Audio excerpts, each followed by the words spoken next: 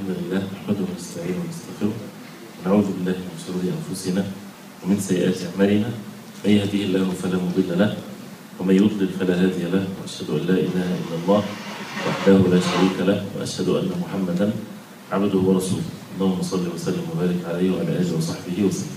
أما بعد, with the subject of الحقوق or the rights that we are supposed to fulfill in this short life that we live. There are many حقوق, many rights, and the real successful one is the one that get to know these rights, and the second thing is to have the bravery and the patience and the means to fulfill the rights of others. And as for one's rights, if it's not fulfilled and the person dies in that state, he will get his reward in the Day of Judgment. It doesn't mean that a person should not get his right. Of course, definitely, this is something that is the right. That means it's justice for the person to ask for his own rights. But the concern is more towards making sure that we fulfill the rights of others. This is what we will be asked about in the Day of Judgment. How did we fulfill the rights of others, those who we interact with, we live in this life dealing with? And we talked about the parents, and anything that we talked about it's very brief, because this is something that needs a lifetime to be fulfilled. And we will be tested with the people in our life. As Allah subhanahu wa ta'ala says, وَجَعَلْنَا بَعْضَكُمْ لِبَعْضٍ فِتْنَةً أَتَصْبِرُونَ. We made you to one another fitna, test. So shouldn't you then be patient? Be patient in knowing and in applying what we know. One of the, of course, one of the very important relationships that Allah subhanahu wa ta'ala revealed in the Quran and the hadith of the Prophet sallallahu alayhi wa sallam, and serious wahy from Allah subhanahu wa ta'ala talked about this, is the relationship between the husband and the wife. And this is such an important relationship that comes from the purpose of our life. That as Muslims, we don't look into this relationship like others see it. It's not a selfish desire that a person would fulfill, whether it's physical desire or emotional desire or the desire to be settled, or there is always a need. Men are in need of women, and women are in need of men. They complete one another. So this is in the nature of the human being. And that's why all over the world, East and West and North and the South, this is something that human beings, they tend to have these types of relationships. But we as Muslims, we do have these relationships according to what Allah subhanahu wa ta'ala wants from us, and we would choose to do it in the way that Allah subhanahu wa ta'ala likes, because there is Quran, there is Sunnah, the Prophet ﷺ revealed with regarding to this relationship. That means the method has to have a decision from us, and it has to have patience, and it has to have all kinds of means to do what is right and to stay away from what is evil. And the root of this is the Tawheed, the oneness of worship of Allah subhanahu wa ta'ala. That anything that we're ordered to do, anything in our life has to fulfill the purpose of our existence. And that is to worship Allah subhanahu wa ta'ala. The ibadah or the ubudiyah that is understood properly, it encompasses the whole life. It's not ibadah and not the other. And that's why we would always face these issues. And many of us will say this, that we would find Muslims, mashallah, the best in their salah and their recitation of the Quran and so on, but once they buy and sell, they are the worst. Once they get into any form of a money situation, money dealing, they are the worst people. Right? Where is the effect of the deen in this? Or manners? And so on and so forth. Why? Because maybe there is a deficiency in the understanding. The deen is not just one ibadah or the other, the deen is the whole entire life of a Muslim. And anything in our life, we have to look at it this way. What is the purpose of it? Is to establish the ubudiyyah to Allah subhanahu wa ta'ala.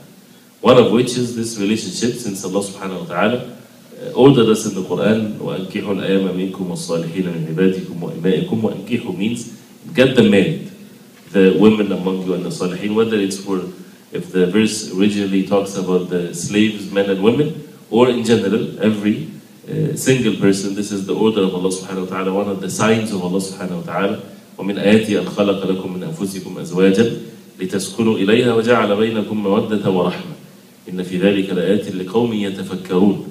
That's from the signs of Allah subhanahu wa ta'ala, that He made from yourselves azwajan, wives.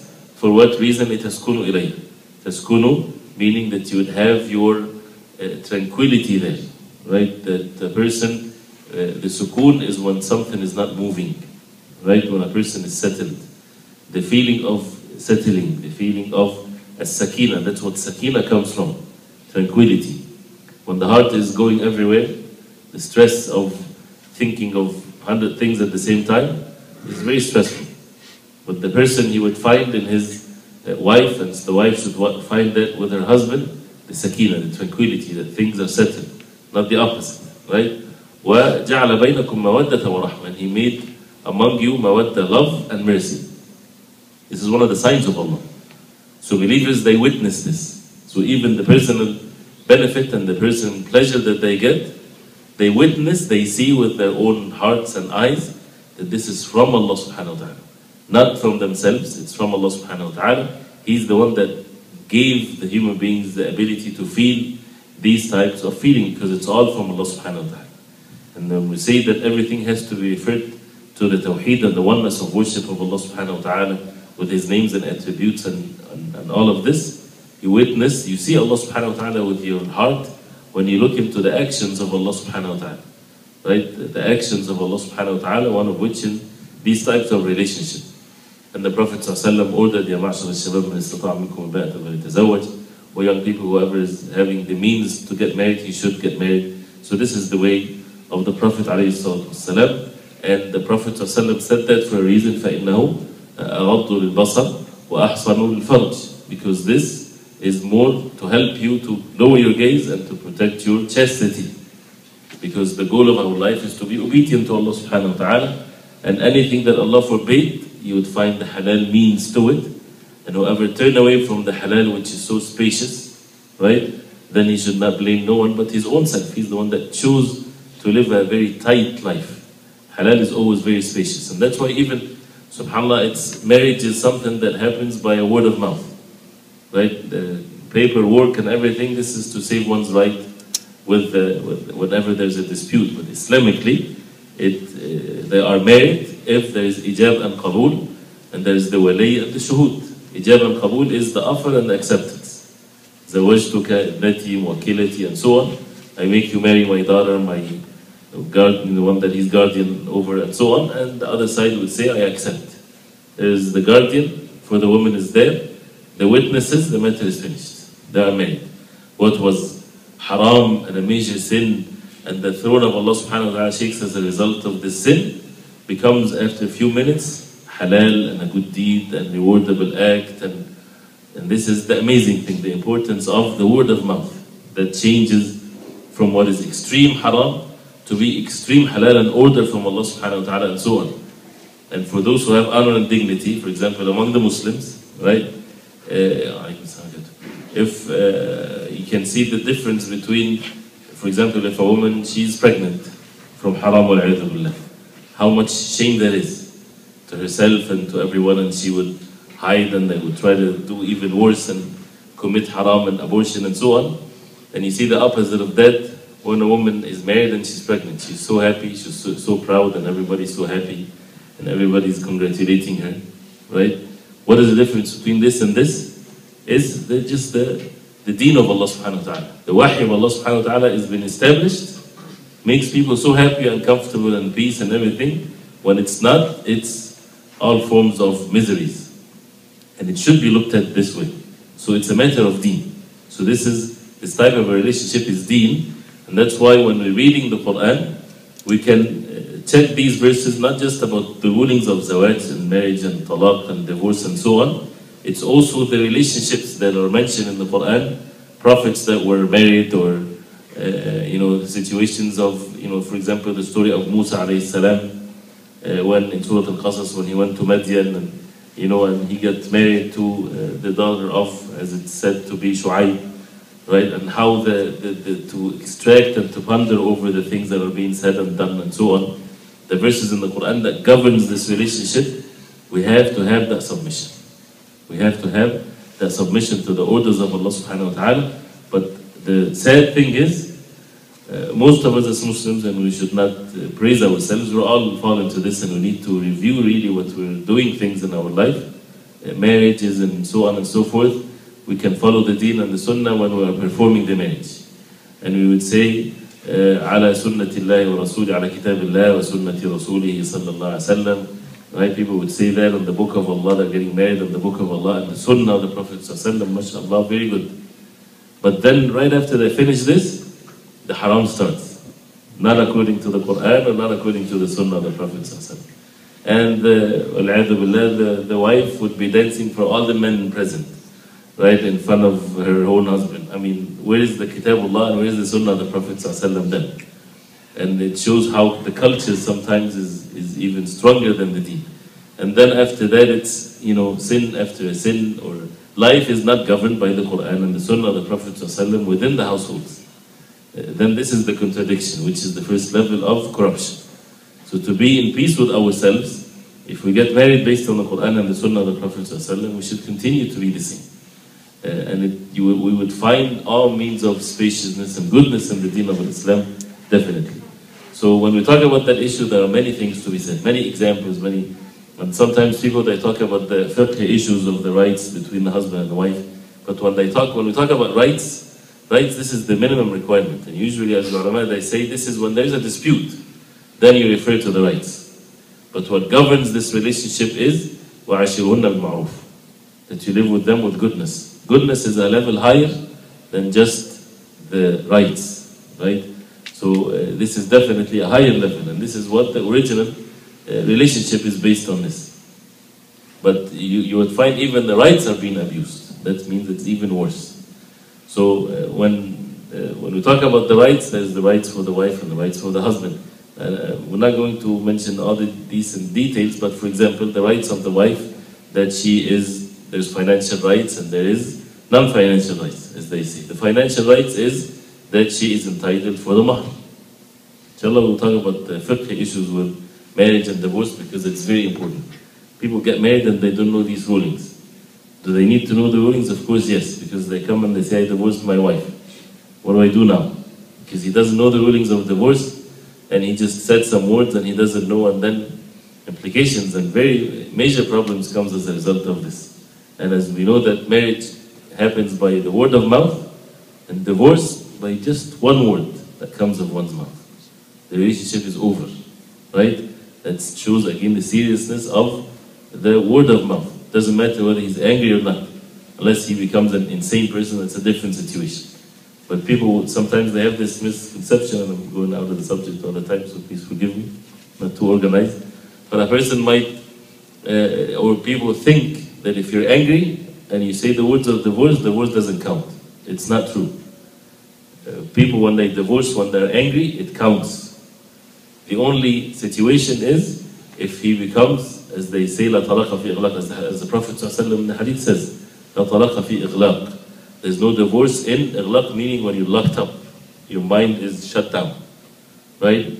That means the level of anger, that means the person insane, crazy, right? Meaning, as the ulama, how they explain it, while he's saying the word, he does not know day from the night, the day from the night. He doesn't know anything, he's just insane, right? He reached the level of being angry, that he's insane, and he says words that he does not remember afterwards what did he say. This is not all the time the case. People get angry, and they have control over themselves, and they say the word of divorce, and the divorce occurs, right? And then they try to fix and regret what they did. And as we know, it's only الطلاق مرتان. The divorce is only twice, one chance after another. فإمساك بمعروف أو تسريح بإحسان. The third one, they have to be separated. This is طلاق بائن, right? بينونة كبرى. بائن means irrevocable divorce. Maybe the session will be about divorce. Once we study divorce, should we explain this or no? Well, I didn't intend to do this. You know, when people divorce, there's different types of divorce, right? The first and the second divorce is called talaq raj'i, which means revocable divorce. That means he has the right to take his wife back within the iddah. And this is something that many people do not know. The husband divorced his wife, right? He said to his wife that she is talaq, that she is divorced. And this is another issue. What is the words that makes the divorce valid? But he said to his wife that she is divorced with the word of mouth. The divorce occurs. There's the period of al-iddah. The iddah is 3 menses, according to the correct opinion of the ulama. ثلاثة قروء, القرء, الحيض. So 3 menses. After that, they are totally strangers from one another. They can get married again after the iddah is over, but with a new contract, with wali and the witnesses, as if they are mahr and so on, right? As if this is brand new marriage. But before the iddah is finished, the husband has the right, if it's a divorce, he has the right to take his wife back, and she does not have the right to refuse. That's one thing, right? The second thing is, she is not to leave her house after this divorce. What most women would do, the husband said the words of divorce, she leaves or he leaves, and they think it's haram for them to be together anymore. That's not true. The first and the second divorce, they're supposed to be still together. And she's supposed to be still living with him, and not wearing hijab in front of him, and to beautify herself in front of him. Why? Because either they would come back to each other again, either by, he can just say to anyone, any 2 people, to make them witness that I took my wife back, or he doesn't have to do this. If they have relations together, they're back together, right? But it counts as 1 divorce. So she's living still with him, right? So they're, to the people, they're still married, and people doesn't have to do anything about it. But it's good to make people witness, because sometimes people forget, right? So he divorced his wife, she's still living with him, they're angry with each other, they don't talk to each other. If the woman has the knowledge of this, she's supposed to still stay with him. No hijab, normal, like a wife and a husband. And he has the right to take her back. If they have intimate relationship, they're back. Together, married again, right? And it counts as 1 divorce, right? It happened again. And he said the word, and the word of divorce has to be done and said in the sunnah way. That's why there is talaq sunnah, that's talaq al-bid'ah, right? Talaq al-sunnah, not talaq al-sunnah that it's recommended, go ahead and make divorce because it's according to the sunnah, we should divorce our wives. No, it means the proper way to make talaq, right? Talaq is the last resort, and there are means to be done before that, right? And we're supposed to take a talk about this means first. But since we talked about the subject, if a person decided to divorce his wife, most of the Muslims today, except those who Allah have mercy on them, divorce to them, again, it's a moment of anger, no thinking, nothing, just he says to his wife, you're divorced, and they're finished after they fight, or they keep on fighting with each other. So that's without taking the religious means of how to fix the situation. There is means mentioned in the Quran and in the Sunnah of the Prophet ﷺ, if the problem from the husband's side. There are means to be done if the problem from the wife's side. There are means to be done if it's from both of them. There are things to be done, steps has to be taken. Many people don't have this type of knowledge, and they don't do this. So as a result of that, they do things like that without following the Quran and the Sunnah of the Prophet ﷺ. Talaq al-Sunnah, what is Talaq al-Sunnah? Is when a person divorces his wife not in her period, not during her menses, but during her pure period, right? And in that time of purity, he did not have intimate relations with her. So, if he divorced, which is the talaq al-bid'i, the innovated talaq, which is not permissible, it's haram to make talaq this way. If a man divorces his wife during her menses, that's haram, that's not permissible. If he divorces his wife, not in her menses, but in that period after she was purified from her menses, they had relations together, that's haram. It counts, according to the correct opinion, and he has to take her back, he has no choice. He has to take her back and wait. If he still wants to divorce her, he has to wait till she gets her menses, and she's clean from her menses, and while she's clean from her menses and he did not touch her, then he can say the words of divorce. This is the proper way of making divorce. That means what? That means divorce is not going to be a moment of anger. If he's fighting with his wife, he has to think, right? Is she in her menses or not? Right? If she is, then he has to be quiet till the menses is finished. And then by the time maybe he will cool off and things will be nice and everything. Right? And sometimes the menses creates all kinds of problems between the husband and wife. Or he has to think, yes, she's not in her menses, but did they had relations together? Right? And if they did, that means he has to wait till the menses comes, and then, and so on.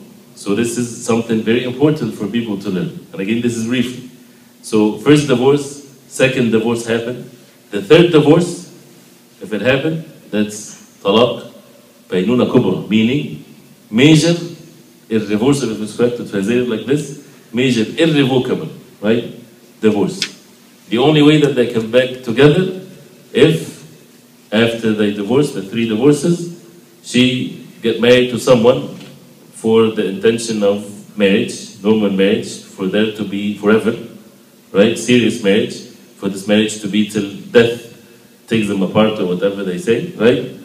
And if this marriage didn't work out and she was divorced, and after the iddah is finished, then after that, if she wanted to go back to her first husband, then they can, right? But not to play tricks, right? And the Prophet ﷺ called the man where people do this for money or whatever, they divorce his wife 3 times, so they search for a tais al-musta'am, right? This is what the Prophet ﷺ called him. Tais is what in English? Tais is the male, the male sheep or goat, right? Right, they borrow him, right, for him to get married to her, and then the next day they divorce her so that she can go back to the previous husband. And the Prophet ﷺ cursed the one that do this. This is zina, this is not marriage. So it has to, so that means it's something that is not easy, something difficult, and it's all by the word of mouth. So divorce is a serious thing, right? You can wait till the end. Are you sure? So this is with the divorce. Why did we talk about divorce? Because it's something that is in the Quran, something that when people get married, they have to get these knowledge so that they don't just rush into saying words of divorce and everything. And you would find still people say the word of divorce is the anger of the moment. No, it's something that you have to plan. If things are not working out, then people would consider that. So that's why Allah subhanahu wa ta'ala made this to the men. And this is part of the Qawama, where the men are maintainers of the women. Divorce is in the hands of the men, not for the women. The women, they have other means. If she can't live with her husband, it depends. If he's abusing her, she has grounds for divorce.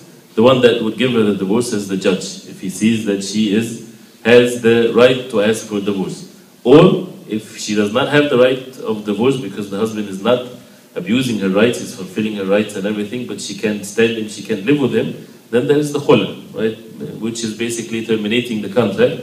This is the way for the woman to finish the relationship, but of course with a valid reason that she's not able to fulfill the rights of her husband, whatever, which is another subject. But originally, the relationship is based on good manners and good mu'ashara wa ashiruhunna bil ma'ruf, to live with each other with goodness. And because of the time, there is the famous wasiyah, and we'll talk about the wife now, and then inshallah we continue next time with more details and more organized details inshallah. But there's the famous wasiyah of Umama bint al-Harith to her daughter. I don't know if you heard that before.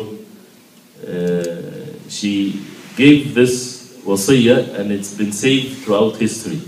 Her daughter is about to get married, right? And the woman is advising the daughter. And you would find sometimes when the religion is not part of the life of the people, sometimes the mother becomes very destructive to the household of the daughter, because she would give her the wasiyah, to how to abuse the husband and how to make sure that he is a ring in her finger and all these types of things. But the religious one, she talked to her daughter and she gave her this, and I'll read it inshallah ta'ala and we can explain it. She says, أي بنية إن الوصية لو تركت لفضل أدب لتركت ذلك لك. She says, my daughter, if the wasiyah or the will was to be left and not to be done because the other person has manners and so on, I would definitely leave that for you. Meaning that the daughter is such a good mannered daughter. She does not basically, as if she's saying, you might not need the wasiyah. If it's something that is optional, I would definitely leave it because you're someone that has all means of manners, which shows how she was bringing her daughter to be a good and a virtuous one. And then she said, وَلَكِنَّهَا مَعُونَةً لِلْعَاقِلِ وَتَنْبِيهٌ لِلْغَافِلِ. But the wasiyah is always a guide or a help for the wise person. We all need the wasiyah. And it's bring the ghafil or the forgetful one to be aware of what's happening. That's why whoever think that there are no need of nasiha, no need of advice, no need of wasiyah, this is a real loser. Everybody needs it. Whether it's the most knowledgeable person or the ignorant one, or young or old or everyone. We are human beings, that means we are deficient. We are human beings, that means we forget. We get into a state of forgetfulness, which is one of the things also between husband and wife. If a wife thinks that she would marry someone that is the most perfect according to her conditions or her criteria, it doesn't exist. There nobody exists like this, right? She's married, she has to understand that she's marrying someone that is deficient. And the man has to understand that he's married to a woman that is deficient. Right? And they have to accept this. Why? Because if they don't forgive one another, they cannot live together. If they're not ready to forgive and to pardon one another, life can never goes on. Because if they wait, because they're living together, that means each and every one of them, they are exposed, their manners, they cannot hide anything. You can pretend with your brothers and the ones that you see even 5 times a day, we have the best manners with one another, mashallah. And all kinds of, when you smile and we're very nice and polite and we're shy and everything. But the ones that live with you, no masks you cannot put on, right? You're exposed. So that means your deficiencies will be exposed, and we're all deficient. So again, for sometimes people in the household, they think, or you see this brother in the masjid, and you think, mashallah, he has to be the perfect man with his wife, for example. It doesn't work this way. Yes, people should be the best, but there's moments of weakness. And human beings are human beings. So both they have to forgive one another, right? And as Abu Darda radiallahu anhu, he said to his wife such a beautiful statement that without it households can never go on. He says to his wife, إِذَا رَأَيْتِنِي غَضْبًا فَرَضِّنِي وَإِنْ رَأَيْتُكِ غَضْبًا رَضَّيْتُكِ وَإِلَّا لَمْ نَصْطَحِبْ. He said to his wife, if you see me angry, right, make me pleased. And if I see you angry, I will make you pleased. Otherwise, we cannot be together. Right? So, and it does not take anything from the pride of the person. Does not take anything of his dignity and honor. Oh, that means if I do this, she will take advantage of this, or she's thinking the same way. It's all from shaitan. And the real wise man, and that's always usually, I'm going to say all, but so that we'll be accurate, but most of the faults in the households, it's because of the men, not because of the women. Because of the men. Because the man is in charge. If the woman is bad and evil and so on, and she is the worst sinner in the world, divorce her. I mean, but to live with her and to continue like this, you are responsible. You are in charge. And when a person is in charge, he's supposed to be the most kind and the most lenient and so on, and at the same time, he's in charge. And on the other hand, right, if he is still in the relationship and any faults in it, it's always his fault first before anyone else, because he's the one in charge. And the wise man, there's many writings in this from the early generations and so on. The wise man is the one that he would sometimes, or most of the time even, he does not mind to make his wife feel or think that she's in charge. No problem. Let her feel this way and give her whatever, But in reality, who's the one that is making the decision? Especially when it comes to matters of deen, no compromisation whatsoever. No sins, no disobedience to Allah subhanahu wa ta'ala. Right? And the Prophet ﷺ used to do what his wives would desire. And there's one statement of one of the hadith that the Prophet ﷺ كان يتبع هواها. It's a beautiful statement. That means he used to follow her desire. She desires something, sure, no problem. As long as it's not a sin. If it's a sin, that's it. Right? Which is something, inshallah, we'll talk about, just to give the wasiyah today. She said, Ay bunayya. So the first benefit that we learned, that we are all in need of advice. So we have to be open to advice and to nasiha, and to benefit really, even if it comes from our enemy, or the ones that is not sincerely giving the nasiha to us. He said, أي بنية لو أن امرأة استغنت عن زوجها لغنى أبويها وشدة حاجتهما إليها لكنت أغنى الناس عن زوجك أو لكنت أغنى الناس عن زوجك ولكن النساء للرجال خلقنا ولهن خلق الرجال. She said if there was a woman that would live without or be satisfied without a husband because of the richness of her fathers, if there was a woman like this, you would be the most one independent or does not need to get married. If it's about money and things like that, you don't need to get married for this because your parents are rich and they have the means to make you happy physically. But then she said, but the women are created for men and men are created for women. So the woman is created to be a wife and the man also is created to be a husband. And that's why when it's a problem within a Muslim community or Muslim society, if there are too many widows, right, and too many divorcees are also called widows.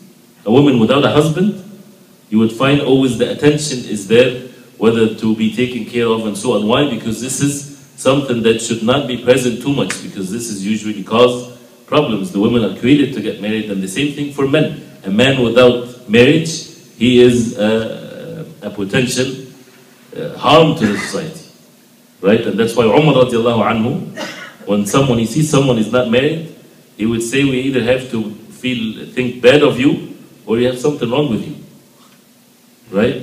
Why are you not married? I mean, what's the reason that you're not married? But nowadays, you have to be, people have so many conditions for a person to be married, money-wise and so on. But originally, this is how Allah subhanahu wa ta'ala created us, right? That for people to get married, because it's haram for them to do otherwise. And that's why you would find that, which is another issue, which is a very dangerous situation for the youth among the Muslims, because they would see, for example, the youth of others, everything is free for them, right? And they fulfill their desires and so on. And for the Muslim, he's ordered to be protecting his chastity and be a good Muslim and everything. And he's ordered that he cannot get married till he's an MD. That means he has to live till he's 30-something years old like this. This is against human nature, right? And for a human being they have no deficiencies physically, that means they're committing sins. Unless they're fasting all the time, as the Prophet ﷺ said. So we are making it so difficult for ourselves when it's something in our nature. So it's the responsibilities of communities to make it easy for people to get married. This is how Allah subhanahu wa ta'ala created us, again with the proper way and with the proper upbringing. Anyway. So then she said, أي بني لقد فرقت العش الذي فيه درجتي. You're about to leave, you're leaving the nest that you had been raised in, meaning your home. والبيت الذي منه خرجتي, and the house that you came out from. إلى مكان لم تعرفيه, to a place that you don't know. وقرين لم تألفيه, and a companion that you're not used to. Not that she's already been with him for a couple of years and then they're getting married. No, someone that you don't know anything about him. Someone that is a stranger to you. فكوني له أمة يكن لك عبدا. So the first advice is, be a slave woman to him, he will be a slave man to you. Right? So this is the advice. So for the woman, she's telling her daughter to be amalahu, so that she be like a slave to him. He will be a slave to you. This is how you get the other side to be lenient and to be good as well. As Allah subhanahu wa ta'ala says, إِدْفَعْ بِالَّتِي أَحْسَنَ فَإِذَا الَّذِي بَيْنَكَ وَبَيْنَهُ عَدَاوَةٌ كَأَنَّهُ وَلِيٌّ حَمِيمٌ. This is for strangers. If you put forward what is good, what is the best, then you would find your enemy as someone that is so lenient and so good. So imagine if it's between husband and wife. وَاحْفَظِ لَهُ خِصَالًا عَشْرًا تَكُنْ لَكِ ذُخْرًا. And remember 10 things, he will be there for you. He will be, your the best husband. أما الأولى والثانية, as for the first and the second, فالخضوع له بالقناعة, to humble yourself to him with contentment. Be content. Don't be always asking for things, but to be content. وحسن السمع له والطاعة, and the good means of listening and obeying, the goodness in this. وأما الثالثة والرابعة, as for the third and the fourth, فالتفقد لمواطن عينه وأنفه. The third and the fourth is to make sure what his eyes are seeing and what his nose is smelling. That you fix that he doesn't see anything bad and he does not smell anything bad. فلا تقع عينه منك على قبيح, so his eyes should not see you in a very, not in a good way. وَلَا يَشُمُّ مِنْكِ إِلَّا أَطْيَبَ رِيحٍ. He should not smell anything from you except good smell. وأما الخامسة والسادسة, the fifth and the sixth, فالتفقد لوقت منامه وطعامه. To look after the time of his sleep and his food. فإن حرارة الجوع ملهبة وتنغيص النوم مغضبة. Right? The heat of the hunger, brings fire. And to disturb his sleep, brings anger. Right? And we all know this. Especially with the children, right? They wake you up, you'll be. But again, this is something to be advised, but there's something on the other side too. وأما السابعة, so this is something that the wife is going after what comforts her husband. وأما السابعة والثامنة, as for the seventh and the eighth, فالإرعاء لماله وعياله وملاك الأمر في المال حسن التدبير وفي العيال حسن التقدير. To take care of his wealth and his children. And to sum this up and how to do it in the best way for the money is حسن التدبير. To deal with it in the best manner. Like think before you spend. You spend wisely. And for the children is حسن التقدير, that you also give the right decision the right way. You don't rush into things. You don't follow your desire. You just don't. Most of the time we're just so trapped into the moment that we're in. Even when we're raising our children. Most of the time when we punish them for our own sake, not for their sake. Right? We punish them because we get angry, so you punish. That's not how upbringing is supposed to be. Upbringing is supposed to be, this is a child, he's not responsible for his actions. You're worried about what is that going to affect him when he grows up. Is that going to affect him so that when he grows up he becomes a bad person or a good person? So you would deal with a situation like this. And then she said, وَأَمَّا التَّاسِعَةُ وَالْعَاشِرَةُ فَلَا تَعْصِ لَهُ أَمْرًا. Do not disobey any order from him. وَلَا تُفْشِ لَهُ سِرًّا. And do not disclose his secrets. Do not disobey him and do not talk about his secrets. فَإِنَّكِ إِنْ عَصَيْتِ أَمْرًا أَوْ غَرْتِ صَدْرًا. If you disobey him, you make him from inside, upset, and that can lead to what is worse. وَإِنْ أَفْشَيْتِ سِرًّا لَمْ تَأْمَنِ غَدًا. And if you expose his secrets, then you will not be safe from his retaliation or whatever. وَإِيَّاكِ وَالْكَآبَةُ بَيْنَ يَدَيْهِ إِنْ كَانَ فَرِحًا. And beware from being upset in front of him when he is happy. ثُمَّ إِيَّاكِ وَالْفَرَحْ بَيْنَ يَدَيْهِ إِنْ كَانَ مُبْتَهِلًا. And also be warned not to be happy when he is upset and sad.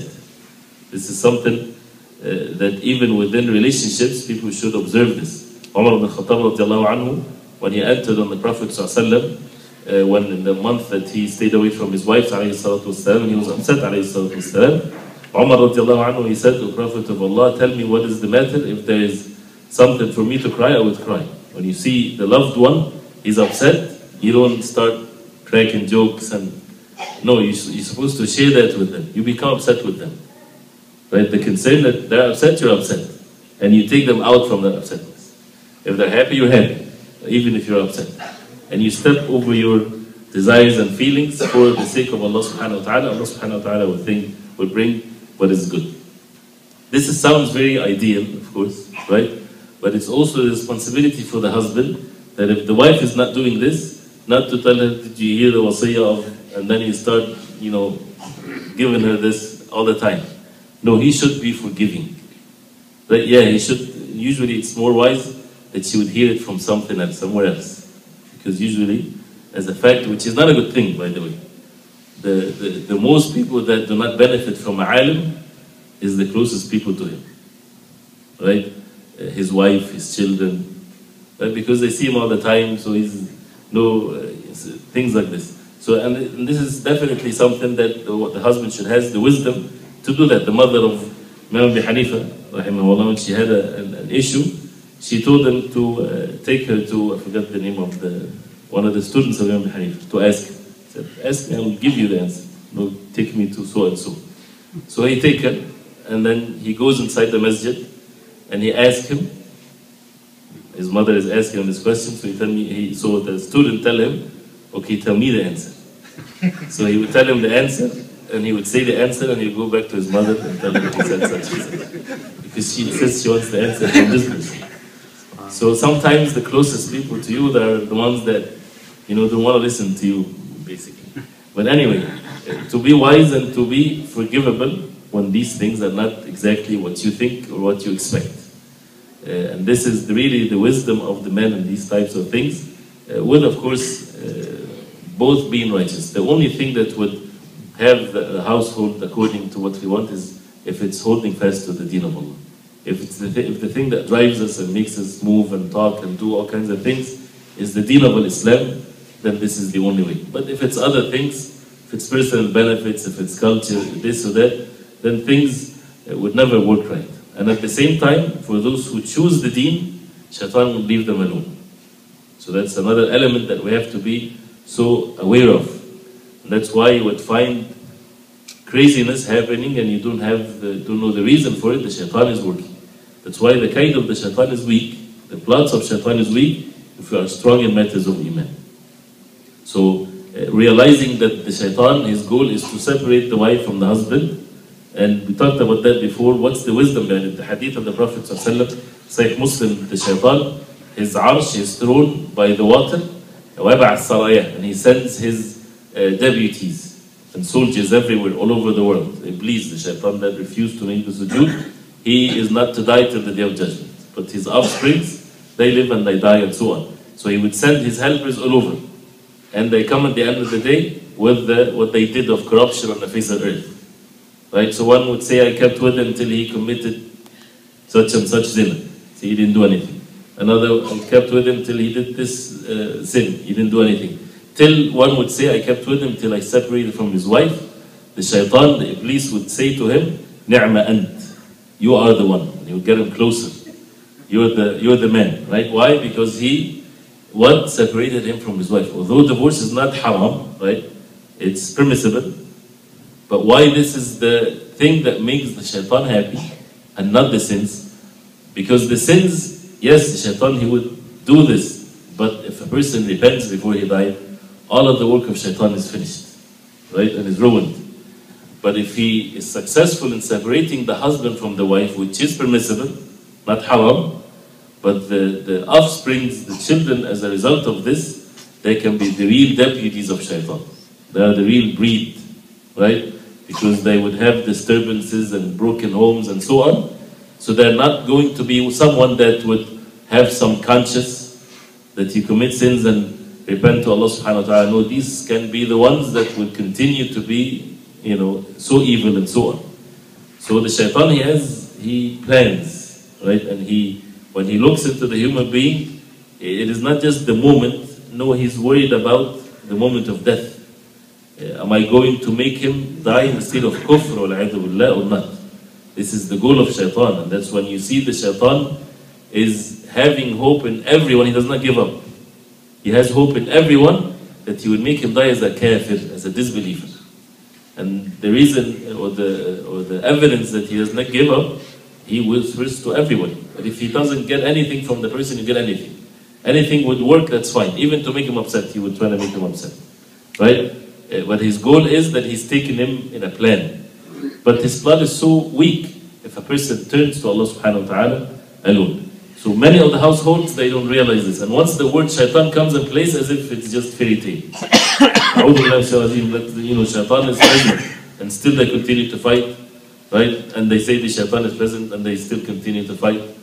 Shaitan means things need to be dealt with differently. And most of it is about some silly things and not serious matter. The thing that should make us happy and upset and everything is the deen of Allah. I'm sorry it's not too organized the way it's supposed to be, but inshallah, hopefully next time we can talk about serious points of how to fulfill the rights of marriage, husband, wife, and wife. So, yeah, we are supposed to